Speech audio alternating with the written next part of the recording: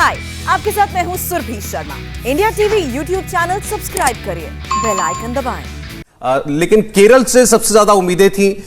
बंगाल में शायद कांग्रेस ये बात पहले से मानती थी कि ये लड़ाई टीएमसी और बीजेपी के बीच है। राहुल गांधी वहां पर शायद एक बार प्रचार करने गए, वो भी अंतिम दौर में गए हैं।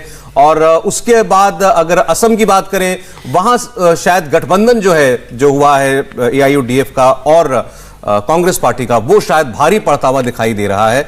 असम में बीजेपी अपनी सरकार बचाती हुई दिखाई दे रही है। अब देखिए तो क्लियर मेजॉरिटी की तरफ बढ़ती हुई बीजेपी आपको असम में दिखाई देगी।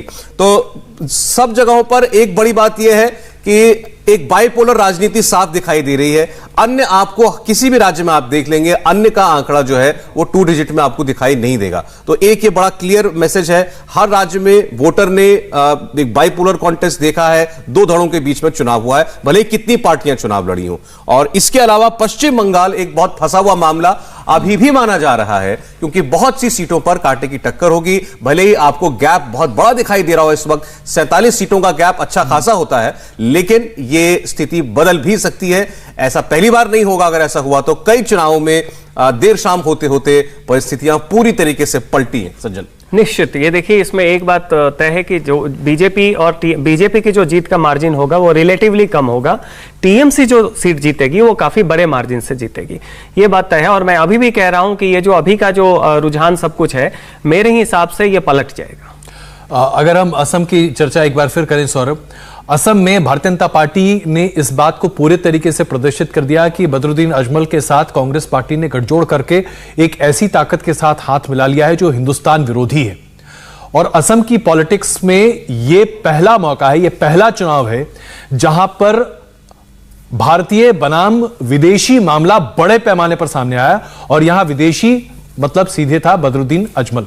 आप चाहे अमित शाह की रैलियों की बात देखें, यहां तक कि प्रधानमंत्री नरेंद्र मोदी की रैलियों को देखें, हर बार यह कहा जाता था कि क्या हम असम में बदरुद्दीन अजमल की पार्टी और उनके शासन को बर्दाश्त करेंगे। यह एक ललकार थी, और यह ललकार धर्म आधारित ललकार थी, जिसने असम की राजनीति को अब पूरे तरीके से बदल दिया है हमेशा के लिए।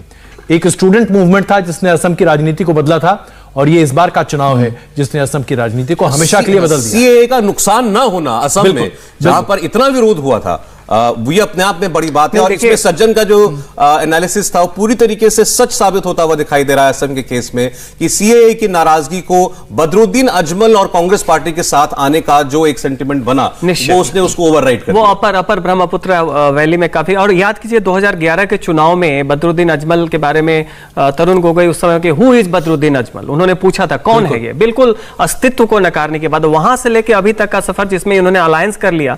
तो जो वो सीटें हैं जहां पे मुस्लिम बहुल है, वहां तो फायदा हुआ है अलायंस को, लेकिन जो बाकी सीटें हैं जहां पे कांग्रेस सीए के आधार पे घेर सकती थी बीजेपी को, उन्होंने अपना मॉडल प्लैंक खो दिया। क्योंकि बीजेपी ने सीधा कहा कि जब आप एक इलीगल इमिग्रेंट वाली पार्टी जो परसेप्शन है उससे अलायंस कर रहे हैं, तो आप किस आधार पे सीए के यहीं पर वो एंटी हिंदू वाली बात निकल कर आती है। जी, दरअसल भारतीय जनता पार्टी ने बड़ी ही कुशलता से इस बात को लोगों के दिमाग में असम में फिट कर दिया कि अगर आप बदरुद्दीन अजमल के साथ साठगांठ करते हैं या उनके साथ गठजोड़ करते हैं तो आप एंटी हिंदू हैं।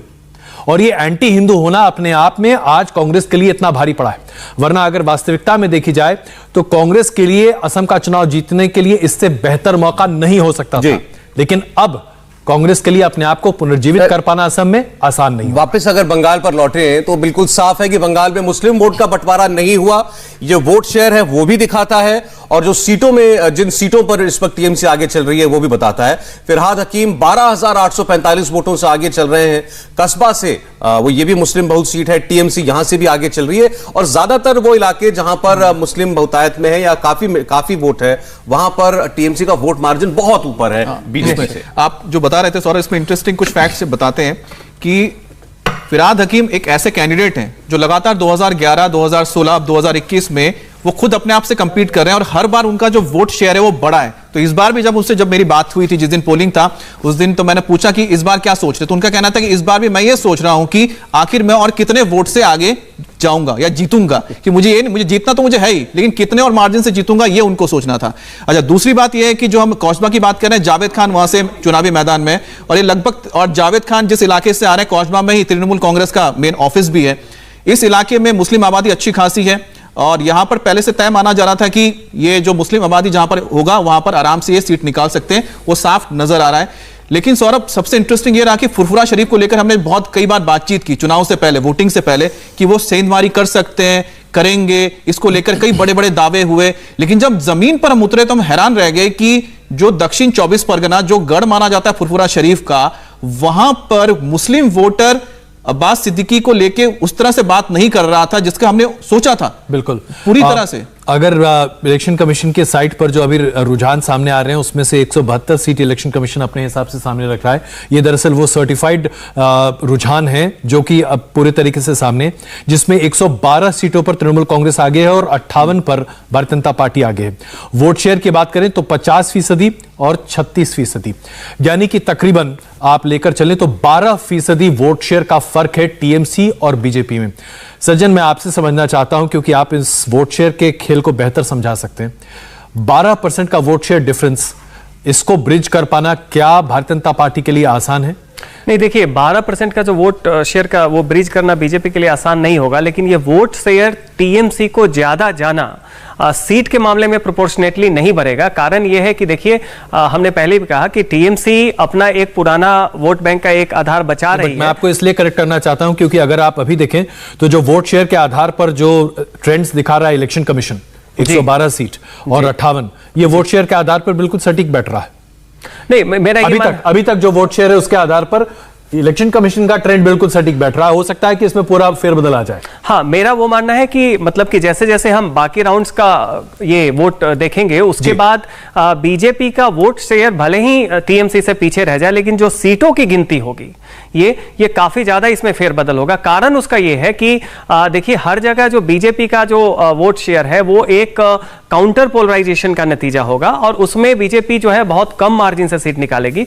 टीएमसी के पास वो जहां पे वो हारेगी भी वो कम वोटों से हारेगी, इस कारण से उनका वोट शेयर निश्चित तौर पे बीजेपी से आगे रहेगा। देखिए, अगर हम वोट शेयर को ही पैमाना मान लें तो इस वक्त लगभग 86% वोट शेयर जो है बंगाल का जो गिना गया है अभी तक, वो बीजेपी और टीएमसी के बीच डिवाइड हो रहा है। 86% वोट दो पार्टियों के बीच डिवाइड हो रहा है। अब अगर 90% के करीब एक बड़ा फिगर ले लें, अगर राउंड ऑफ करें, 90% वोट दो पार्टियों के बीच में बंटना, एक तो ये बड़ी बात है। और उसमें फिर हम ये आप अज्यूम सेफली कर सकते हैं कि मुस्लिम वोट जो कि लगभग 27, 28, 30% पश्चिम बंगाल में था, वो बहुतायत में ही नहीं बल्कि लगभग पूरी तरीके से आप जरा इसे देखिए ना, मिला होगा। बिल्कुल, तो इसका मतलब बीजेपी अगर 35, 36, 40% वोट ले रही है, तो अब सज्जन का ये असेसमेंट कि काउंटर पोलराइजेशन हुआ, उनका ही नहीं, अमित ने ये बात कही, अर्चना वहां गई, उन्होंने ये कहा, पवन इस बात को लगातार कहते रहे हैं कि काउंटर पोलराइजेशन है, हिंदू वोट शेयर में बीजेपी आगे है।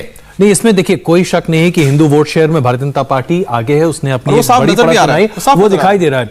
इसके साथ साथ हमें इस बात पर भी ध्यान देना पड़ेगा कि शेड्यूल्ड कास्ट के बीच में भारतीय जनता पार्टी की पहचान और पकड़ लोकसभा चुनाव से स्पष्ट तौर से दिखाई दे रही थी और वो अभी तक बरकरार है।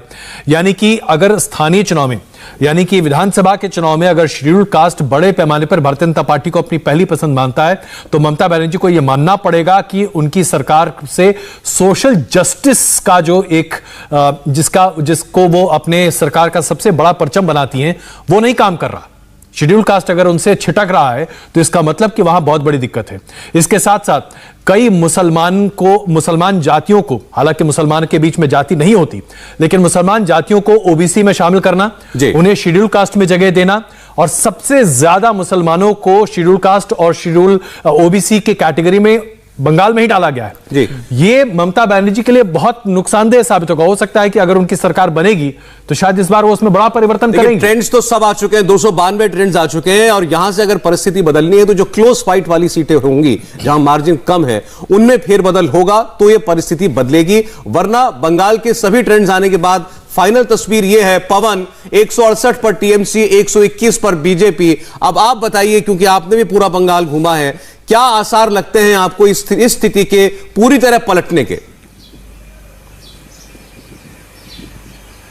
देखिए, अभी सबसे बड़ा आसार यह है कि 50% शेयर टीएमसी को दिखाई दे रहा है, लेकिन एक फिगर मैं आपको जरूर दिखाना चाहूंगा जो कि 2011 के चुनाव का है, जब बंगाल में परिवर्तन हुआ था।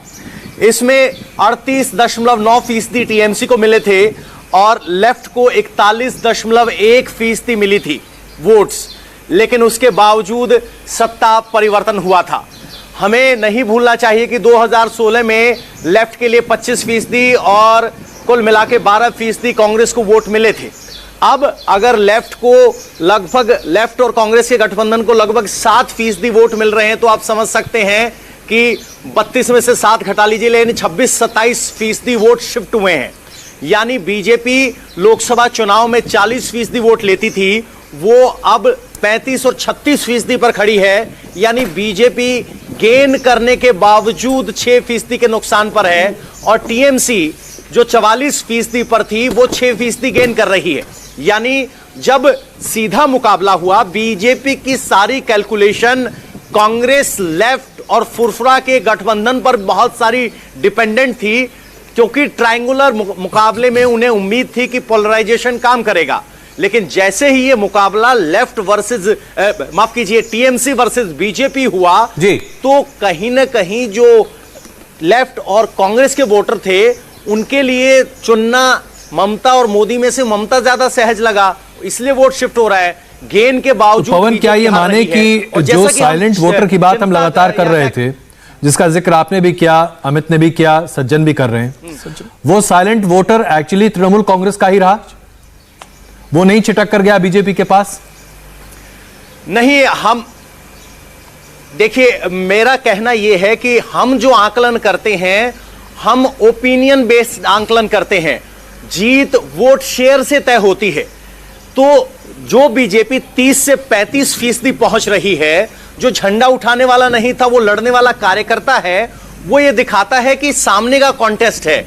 तो नहीं पवन, मैं थोड़ा सा इस पे डिफर करूंगा आपसे, और वो इसलिए क्योंकि अगर आप लोकसभा के चुनाव देखें तो भारतीय जनता पार्टी का वोट शेयर 40% है। तो 2019 में भारतीय जनता पार्टी 40% मत के साथ वहां पर एक बहुत अच्छा प्रदर्शन करती है, और वो वोट शेयर अगर आज घटकर विधानसभा में 35% या 36% के आसपास आता है, यानी कि क्लियर है कि लोगों ने एक डिवाइड किया, सेंटर में अलग, स्टेट में अलग। यह ट्रेंड कई और राज्यों में भी देखा गया है। अगर यह बात है तो इसका मतलब यह लगता है कि भारतीय जनता पार्टी ने वहां पर बेहतर प्रदर्शन किया है, इसमें कोई शक नहीं है। लेकिन साइलेंट वोटर, जिसकी उम्मीद भारतीय जनता पार्टी को थी कि लोग चुपचाप मतदान केंद्र में बीजेपी कमल छाप पर मोहर लगाएंगे या उसका बटन दबाएंगे, वो नहीं हुआ। अगर ऐसा होता है तो मैं आपसे अग्री कर रहा हूं। अजय जी, आप बिल्कुल ठीक कह रहे हैं। अजय जी, आप बिल्कुल ठीक कह रहे हो, इस बात से मैं भी एग्री करता हूं। और जो बीजेपी के लिए इसमें कंसोलेशन ढूंढ रहे हैं कि वो उनका वोट शेयर बढ़ गया, ये बीजेपी के लिए कंसोलेशन नहीं। अगर वो नहीं जीतते हैं तो हार होगी, और जीतते हैं तो जीत होगी। कंसोलेशन कुछ नहीं है, क्योंकि बीजेपी ने अपने सारे घोड़े खोल दिए, प्रधानमंत्री से लेकर गृह मंत्री से लेकर। और ये जो जमीन पर ममता दीदी की तरफ से प्रोजेक्ट करने की कोशिश की गई कि मैं अभिमन्यु की तरह इकलौती लड़ रही हूं और बाकी सब मेरे खिलाफ हैं, तो इस तरह वोट शेयर जो फिलहाल दिखाई दे रहा है। हालांकि अभी 20 राउंड में से 3 या 4 राउंड हुए हैं, 17 राउंड की पिक्चर है। जो संदेश ममता बनर्जी अपने काडर को दे रही थी, हो सकता है कि बीजेपी भी अपने काडर को दे रही हो, लेकिन हमें नहीं भूलना चाहिए कि एक सत्ताधारी पार्टी अगर 50% वोट शेयर के साथ 2019 से जो लगातार जो प्रमुख विपक्षी है वो 35%। पवन, जिस बात का आप जिक्र करो लगातार वोट परसेंटेज का, उसमें एक ये भी है। एक सेकंड आपको रोक रहा हूं अमित, लेकिन यहां अभी आप देखिए 175 सीटों पर तृणमूल कांग्रेस ने अपनी लीड बना ली है, डिसाइसिव लीड है। 113 सीटों पर भारतीय जनता पार्टी आगे है। 176, ये लगातार आंकड़ा बढ़ता चला जा रहा है। हालांकि कांग्रेस के लिए आंकड़ा नहीं बढ़ रहा, और जाहिर सी बात है ये बहुत कुछ कह रहा है। अब ऐसे में प्रशांत किशोर अभी शायद बड़े खुश होंगे, हालांकि उन्होंने अपना ट्वीट जो उन्होंने पिन कर रखा था कि अगर 100 से ज्यादा सीटें आती हैं भारतीय जनता पार्टी को तो राजनीति छोड़ देंगे, यानी कि राजनीतिक मशवरा देना छोड़ देंगे, वो उन्होंने हटा लिया है। लेकिन 113 सीट पर अभी भारतीय जनता पार्टी आगे चल रही है। क्या प्रशांत किशोर उस ट्वीट को दोबारा आज करेंगे? यह बड़ा सवाल है। दूसरी बात यह कि जो गैप है अब 60 सीटों का, 63 सीटों का जो अंतर है, अगर यह भी हम मान लें कि जिन सीटों पर ममता बनर्जी को धार्मिक कारणों से किसी भी वजह से बढ़त थी, वहां उनका वोट मार्जिन ज्यादा है, तो ऐसी भी तो सीटें होंगी ना सज्जन, जहां पर बीजेपी बहुत कंफर्टेबल होगी, तो वहां पर बीजेपी की लीड दिखनी चाहिए थी, चाहे अर्ली काउंटिंग ही क्यों ना हो, चाहे तीसरे चौथे पांचवें दौर की काउंटिंग ही क्यों ना हो, उन सीटों पर बीजेपी को भी बढ़त दिखाई देनी चाहिए थी जहां वो कंफर्टेबल है, वो नहीं दिख रहा है। नहीं देखिए, इसमें बीजेपी 111 सीटें हैं, उसमें हम देख ले तो 6-7 जगह ऐसा है जहां हमारे हिसाब से बीजेपी नहीं होनी चाहिए थे लेकिन दिख रही है, और बहुत जगह टीएमसी का, जैसे अलीपुरद्वार हमने बताया, कुछ बर्धमान की सीटों पे, हुगली की सीटों पे दिखाया। तो कहने का मतलब है जब तक कि हमें ये नहीं दिख जाता है कि ये जो लीड है कितने वोटों का लीड है अभी तक, तब तक इस पे हमें कोई फाइनल कॉल नहीं। हालांकि अभी के हिसाब से निश्चित तौर पे जो वोट परसेंटेज और सीट के लिहाज से तृणमूल काफी आगे है। तो मेरा जो एक ओपिनियन पोल था या उसके पहले भी जो हमने ये किया था, उसके हिसाब से ये थोड़ा आश्चर्यजनक है। लेकिन हमें लग रहा है कि जब तक हम पूरी तस्वीर न देखें कि जो लीड है उसका अंतर अभी कितना है, कुल वोटों की गिनती का कितना हुआ कि 111 पे बीजेपी आ रही है, 178 पे टीएमसी पहुंच गई है। जो उनका मोटा मोटा आकलन था, उनके कई जो नेता, हम उनके पास गए थे, मैं शोभन देव का जिक्र कर लेता हूं। मैंने शोभन देव से पूछा था, उन्होंने कैमरे पे तो नहीं बोला ये कि आपको कितना मिलेगा, आप कुछ नंबर्स में बताइए। तो उन्होंने कहा था हमारा 200 तो नहीं लेकिन 180 हम मान के चल रहे हैं कि 180 तक हमारा आएगा, जो यहां पर होता हुआ नजर आ रहा है। और एक और बात जो हम लगातार कर रहे हैं कि आखिरकार बीजेपी को 2019 में जो ट्रेंड मिला था वोट परसेंटेज, वो इस वक्त क्यों नहीं मिल रहा है, उसकी वजह यह भी है कि जब लोगों से बातचीत हुई थी कि 2019 में ऐसा क्यों हुआ, तो उस वक्त यह हुआ था कि बहुत सारा जो कांग्रेस का वोट था या सीपीएम का एक वोट था वो बीजेपी को ट्रांसफर हुआ था। लेकिन जब विधानसभा होती है, जब चीजें बदल जाती हैं, तब लोग नहीं करते हैं ऐसा, और ये यहां पर इस वक्त नजर आ रहा है। जो वोट जो सवाल था सज्जन का, उसका जवाब आ गया है। 100 सीटें हैं ऐसी जहां पर अभी भी मार्जिन 1000 से कम है, निश्चित तौर पे। इसीलिए मैं कह रहा हूं कि जब तक आप इस मार्जिन कितना, अंतर कितना है, लीड में कितना वोट ज्यादा है, अब 1000-2000 से आगे पीछे ये पलट सकता है। इसलिए मैं अभी भी मान रहा हूं कि आप जब जमीन पे जाके लोगों का सेंटिमेंट देखते हैं तो परिवर्तन का एक सेंटिमेंट हमें दिखा था, एक बार नहीं, हमारे अलावा और भी लोग थे जिन्होंने देखा था। तो अभी जो परिणाम आ रहे हैं, इसलिए मैं अभी भी होल्ड कर रहा हूं कि ये जो परिणाम है इसमें बदलाव होना चाहिए, और अगर नहीं होता है तो निश्चित तौर पे आप मानेंगे कि तृणमूल का और प्रशांत किशोर का एक बहुत ही कारगर भूमिका रहा है। लेकिन मैं अभी उस कंक्लूजन पे नहीं पहुंचूंगा, मुझे लगता है अभी हमें थोड़ा वेट करना चाहिए, और मैं अभी भी मानता हूं कि परिवर्तन का जो सेंटिमेंट है, अगर वो ट्रांसलेट हुआ है तो बीजेपी आगे निकल जाएगी। वो तो हुआ है ना, अगर नहीं होता तो यहां पर 111 सीटें नजर नहीं आती। नहीं, मेरा मानना है कि परिवर्तन जो है, परिवर्तन को कर रहा है, वो ज्यादा से बड़ा सेंटिमेंट। अगर 100 सीटें ऐसी हैं जहां मार्जिन 1000 का है, मोटे तौर पर तो आप ऐसा कह सकते हैं कि तृणमूल यहां से 200 पार भी जा सकती है और बीजेपी फुल मेजॉरिटी में भी आ सकती है। बिल्कुल, अभी गेम खुला है, अभी ये गेम खुला है, यहां अभी कोई भी स्ट्राइक रेट अपनी बढ़ा सकता है। इस पर हम अभी आकलन नहीं कर सकते। लेकिन अभी तक जो चुनाव आयोग की जो वेबसाइट है, जिसके आधार पर जो वोट शेयर है, उस वोट शेयर में मुझे कोई तब्दीली नहीं दिखाई दे रही, और धीरे धीरे राउंड्स बढ़ते चले जा रहे हैं। अगर ये वोट शेयर रह जाता है तो फिर शर्तिया तौर पर मानिए कि जो अभी आप अपने स्क्रीन पर देख रहे हैं, लगभग वही चिरतार थोड़ता दिखेगा शाम होते होते नतीजों में भी। पवन कुछ बोलना चाह रहे हैं सर, बोले पवन। सब सज्जन के पीछे मत पड़िए, मेरे आंकड़े भी कुछ बीजेपी के पक्ष में थे, हालांकि थोड़े कम थे, मैं 100 सीट दे रहा था। लेकिन मेरा भी अभी मानना है कि क्लोज कॉन्टेस्ट है। दूसरी बात क्या है कि हम जब नीड फॉर चेंज या अर्ज फॉर चेंज की बात कर रहे हैं, उसमें हम एक फैक्टर काउंट नहीं कर रहे हैं, वो है डर फैक्टर, जो हमने बहुत देखा था, जो कि किसी भी स्टडी रिसर्च में सामने नहीं आता है। तो जहां 1 या 2000 का मार्जिन है, ये जरूर बदलेगा, और टीएमसी जहां मजबूत है वहां आपको देख के साफ पता चल रहा था कि यहां टीएमसी जीत रही है। तो इससे रेफरेंस ये निकाला जा सकता है कि वोट शेयर से ज्यादा आकलन की बजाय ये क्लोज हड्डा हड्डी का मुकाबला है, ये पलट सकता है। मैं अभी भी अपने 160 के आंकड़े पर हूं, और नहीं अगर ऐसा रहता तो मैं माफी मांगूंगा, लेकिन अभी भी पलटने की संभावना है। अभी हमने मैदान नहीं, आप कह रहे हैं कि आपको लग रहा है बीजेपी अभी भी 160 पहुंच सकती है, गलत या सही तय करें। पवन, आपको लगता है बीजेपी अभी भी 160 पहुंचेगी? बिल्कुल बिल्कुल, मैं इस बात के साथ पवन, देखिए व्यक्तिगत आकलन बिल्कुल सही हो सकता है, और उसमें कहीं कोई डिस्प्यूट नहीं है। आप फील्ड पर हैं, आपने बहुत लंबे अरसे पूरे बंगाल में गुजारा है, आपका खुद का आकलन बिल्कुल सही हो सकता है, इसमें कहीं कोई दुविधा की स्थिति नहीं है।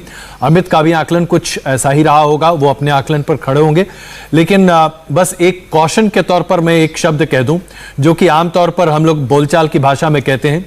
बिहार और बंगाल के वोटर में एक चीज बड़ा कॉमन है, और वो ये कि वो बोलेगा कुछ, सोचेगा कुछ, करेगा कुछ और।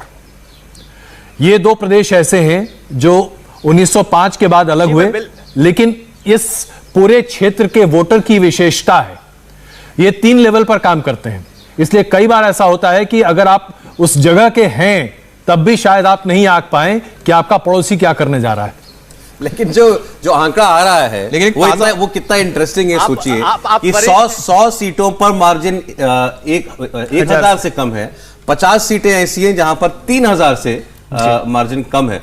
तो इसका मतलब यह हुआ कि 150 सीट पर अभी क्लोज कॉन्टेस्ट चल रहा है, यानी आधी सीटों पर क्लोज कॉन्टेस्ट चल रहा है। अच्छा, इसमें मैं एक आंकड़ा ऐड कर दूं जो इलेक्शन कमीशन का है, जिसमें 211 पर उन्होंने जो दे दिया है रुझान लीडिंग, उसमें 137 पर तृणमूल कांग्रेस लीड कर रही है, 70 पर भारतीय जनता पार्टी और 1 पर आजसू है, यानी कि हम कह सकते हैं कि 71 पर। अब भवानीपुर का आप जिक्र कर रहे हैं, तृणमूल कांग्रेस 10,000 वोटों से आगे चल रही है भवानीपुर में। ममता बनर्जी की वो कॉन्स्टिट्यूएंसी इसे छोड़कर वो नंदीग्राम गई, वहां से 10,000 वोट से उनका उम्मीदवार आगे चल रहा है।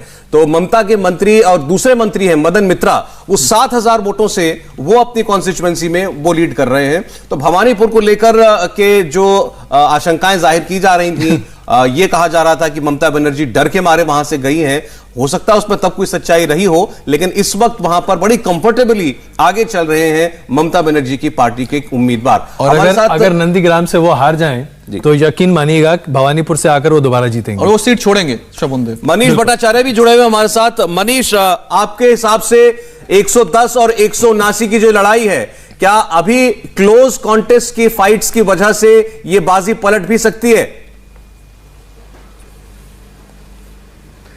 देखिए, बिल्कुल मैं भी इसी चीज़ को मानता हूं कि ये बाजी पलटने में बहुत ज़्यादा वक्त नहीं लगेगा, क्योंकि अभी थोड़ा लंबा सफ़र और है। बहुत क्लोज मार्जिन के आप आंकड़े देख रहे हैं और इनको पलटने में ज़्यादा वक्त इसलिए भी नहीं लगेगा कि जिस तरीके से आंकड़े आप धीरे बढ़ते देख रहे हैं, वैसे ही इन लोगों ने जिन्होंने वोट दिया है वो भी बहुत कुछ सोच कर ही वोट दिया है और तस्वीर बदलने में बहुत ज़्यादा वक्त नहीं लगेगा। लेकिन ये भवानीपुर की बात करी है और एक और जो सीट की आप बात कर रहे हैं मदन मित्रा की, इस दोनों सीटों को मैं बताऊँ, इसमें टीएमसी कहीं कोई दो राय नहीं थी कि कमज़ोर है। शोभन देव चट्टोपाध्याय के लिए मैं आपको बताता हूँ, उनको कोविड हो गया था, वो कैंपेन भी नहीं कर पाए हैं बहुत ज़्यादा, लेकिन जिस तरीके से लोगों से उनका जुड़ाव था वहाँ पे साफ नज़र आ रहा था कि भवानीपुर में अगर ममता बनर्जी ने सीट छोड़ी है तो शोभन देव चट्टोपाध्याय को कुछ सोच समझ के ही वहाँ पे खड़ा किया है और वो बहुत ही सुलझे व्यक्ति हैं और लोगों से बहुत जुड़ाव। मदन मित्रा के साथ लगभग मैं 4 दिन कैंपेन में मैं अलग अलग जगह पर रहा हूँ और उनका जो पब्लिक कनेक्टिविटी जो मैंने देखी है उससे मुझे लगा था कि एरिया में, उस पूरे इलाके में बहुत अच्छी पकड़ है। ममता बनर्जी के बहुत वो करीबी हैं मदन मित्रा, और इन दोनों सीटों पे कहीं ना कहीं मैंने दिमाग में ये चीज पिक्चर मेरी साफ हो गई थी कि टीएमसी फिलहाल इस इलाके में और आसपास के इलाके में जहां पर इन नेताओं का थोड़ा असर है वहां पे कहीं ना कहीं टीएमसी बहुत ज्यादा स्ट्रांग होगी। लिहाजा भवानीपुर सीट को इसीलिए मैं बहुत इंपॉर्टेंट मान रहा था कि ममता बनर्जी ने बहुत ही सियासी समीकरण सोच के ही नंदीग्राम सीट चुनी, और नंदीग्राम सीट चुनने की एक सबसे बड़ी वजह यह भी है कि शुभेंदु अधिकारी पर व्यक्तिगत अटैक और शुभेंदु अधिकारी का राजनीतिक करियर, कहीं ना कहीं अगर शुभेंदु अधिकारी इस सीट पर हारते हैं, जो कि अभी फिलहाल बहुत ज्यादा होता दिखाई नहीं दे रहा है, तो कहीं ना कहीं उनका राजनीतिक करियर अधर पर आ जाएगा। और यही पूरा एक सियासी समीकरण सोच के ममता बनर्जी ने इस सीट को चुना है। लेकिन भवानीपुर से उनका लगाव कम नहीं है और भवानीपुर से जुड़ाव अभी भी ममता बनर्जी का है। तो कुल मिलाकर अभी बहुत क्लोज मार्जिन है सौरभ, लेकिन मैं मानता हूं कि ये पिक्चर थोड़ी देर में और साफ हो जाएगी और ये आंकड़े और ज्यादा बढ़ेंगे बीजेपी के पक्ष में। सौरभ, अगर यहां पर हम हालांकि अभी इस मैप को सामने प्रदर्शित नहीं कर पाएंगे, लेकिन जिस तरह से सीटों का डिस्ट्रीब्यूशन है, इससे यह कहा जा सकता है कि वाकई में यह बहुत ही बराबरी का मुकाबला है दोनों पार्टियों के बीच में। क्योंकि अगर उत्तर बंगाल में भारतीय जनता पार्टी ने अपनी बढ़त बनाई है, तो जिस चिकन नेक एरिया की बात करते हैं वहां पर तृणमूल कांग्रेस आगे है। उसके ठीक नीचे आ जाइए जगमल नहर और उसके अलावा जो पूरा ट्राइबल बेल्ट है, वहां पर तृणमूल कांग्रेस और बीजेपी के बीच में लगभग ऐसा लगता है कि बड़े इवनली चीजें बटी हुई हैं। और जैसे ही आप दक्षिण बंगाल की तरफ आते हैं जहां 147 सीटें हैं, दक्षिण बंगाल में तो ऐसा लगता है जैसे कि अगर एक सीट बीजेपी आगे है तो दूसरी सीट पर तृणमूल कांग्रेस आगे है। बड़ा जबरदस्त ऐसा घिचपिच चुनाव आमतौर पर बंगाल में आप नहीं देखते हैं। घिचपिच बड़ा कलोकियल बिहारी शब्द है, लेकिन ये बड़ा ही घिचपिच टाइप का चुनाव है। बिहार बंगाल में शब्द बड़ा चल मुझे रहा एक है। मैसेज आया है, हालांकि पर्सनल बात है, लेकिन मैं नाम नहीं लूंगा। सज्जन, जिनसे आपने 5,000 रुपए की शर्त लगाई थी, वो कह रहे हैं तैयार रखें। लेकिन मैंने उनसे कही है जल्दीबाजी न करें। मुझे याद है कि त्रिपुरा के ऊपर भी जब हमने ये कॉल लिया था कि जो त्रिपुरा में बीजेपी जीतेगी, स्वीप करेगी, तो लगभग 1 बजे तक वहां पे त्रिपुरा टाइम्स के एडिटर है मानस पॉल, तो उन्होंने उसको पब्लिश कर दिया था हमारा रिपोर्ट 1 दिन पहले। और वो थोड़ा उनका जुड़ाव पूर्व सीएम से भी था। उन्होंने फोन करके मुझे कहा था कि मैं काफी वरीड हूं, छोटा स्टेट है, पर्सनली सब लोग यहाँ पे घर आना जाना होता है। तो हमने कहा था कि आप रुक जाइए, मतलब थोड़ा सा जो जमीन पे जाके हम सेंटिमेंट को मैप करते हैं और देखते हैं, उसको लेके थोड़ा सा हमें वो कायम रहना चाहिए। दिल्ली के चुनाव में भी आप देखें 12-1 बजे तक काफी फेरबदल हो रही थी, बाद में वो ट्रेंड आए थे। तो हमें लग रहा है कि बंगाल को भी लेके अभी हमें इस तरीके से कंक्लूजन पे जंप नहीं करना चाहिए। थोड़ा 1 बजे तक आप देखें, 1-1.5 बजे तक, उसके बाद भी अगर यही स्थिति रहती है तो तब जाके मैं मानूंगा कि हाँ, जो मैंने तो देखा उसके बाद चेक तैयार कर देंगे। लेकिन अच्छा, इसमें और सीरियस नहीं, उसके लिए तो मैं 1-1 वोट तक वेट करूंगा। 2 घंटे अभी आपको लगता है और कंसोलिडेट होने के लिए इंतजार करना चाहिए? निश्चित करना चाहिए। इतनी जल्दी आप कंक्लूजन पे नहीं जा सकते। हालांकि अंतर अब बहुत हो चुका है। 182 पर तृणमूल कांग्रेस है, 108 पर बीजेपी है। कोई भी आम चुनाव हो, अगर उसमें अगर इतना मार्जिन सीटों में आपको ट्रेंड्स में दिखाई देगा, तो कोई भी व्यक्ति चुनावों को देखने पढ़ने वाला उस स्टेट को कॉल कर देगा या इलेक्शन को कॉल कर देगा कि ये पार्टी ये चुनाव जीतने जा रही है। लेकिन अभी भी हमारे एक्सपर्ट का यह मानना है कि चूंकि बहुत क्लोज कॉन्टेस्ट की बहुत सारी सीटें बाकी हैं, इसलिए नहीं कहा जा सकता कुछ। और इसका सबसे बड़ा उदाहरण खुद ममता बनर्जी की सीट है नंदीग्राम, जहां से वो पीछे चल रही हैं। शुभेंदु अधिकारी लगातार उन पर बढ़त बना रहे हैं। 5,000 वोटों से शुभेंदु अधिकारी नंदीग्राम में लीड कर रहे हैं ममता बनर्जी से। तो आप समझ सकते हैं कि अगर ममता बनर्जी की अपनी खुद की सीट फंसी हो, तो ऐसी बहुत सारी और सीटें होंगी जहां पर मार्जिन्स बहुत कम है। लेकिन यह बात बिल्कुल सही है कि अंतर लगभग जब 75-80 सीटों का हो जाता है, तो वहां से इतनी सीटों का टर्न हो जाना, वो भी एक तरफ यानी बीजेपी के पक्ष में, उसकी गुंजाइश भी उतनी ही कम होती है। लेकिन हो कुछ भी सकता है, इसमें कोई बयान अभी आया है कैलाश विजयवर्गीय जी का। हम लोगों ने उनसे लंबी बातचीत की थी जिस दिन हमने अपना एग्जिट पोल दिखाया था। उनका बयान बहुत कुछ कह रहा है। उनका कहना है कि यह बहुत जल्दबाजी होगी, अभी कई राउंड की काउंटिंग बाकी है, शाम होते होते स्थिति स्पष्ट होगी। हम 3 से हमने शुरुआत की थी, हमसे कहा गया था कि हम 100 का आंकड़ा भी पार नहीं करेंगे, हमने 100 का आंकड़ा पार कर लिया है। क्या यह अपने आप में कम है? इस बयान के बहुत सारे मायने निकाले जा सकते हैं सौरभ, और इसे कई तरीके से देखा भी जा सकता है। या तो इसे इस तरीके से देखा जा सकता है कि कैलाश विजयवर्गीय मान रहे हैं कि शायद तृणमूल कांग्रेस लीड बना चुकी है और उसे पाट पाना आसान नहीं है। दूसरा यह कि शाम होते होते पूरी तस्वीर बदल भी सकती है। हाय, आई एम सुरभि शर्मा। खबरों से अपडेट रहने के लिए India TV YouTube channel subscribe करिए, साथ में बेल आइकन जरूर दबाएं। जुड़े रहें इंडिया टीवी के साथ।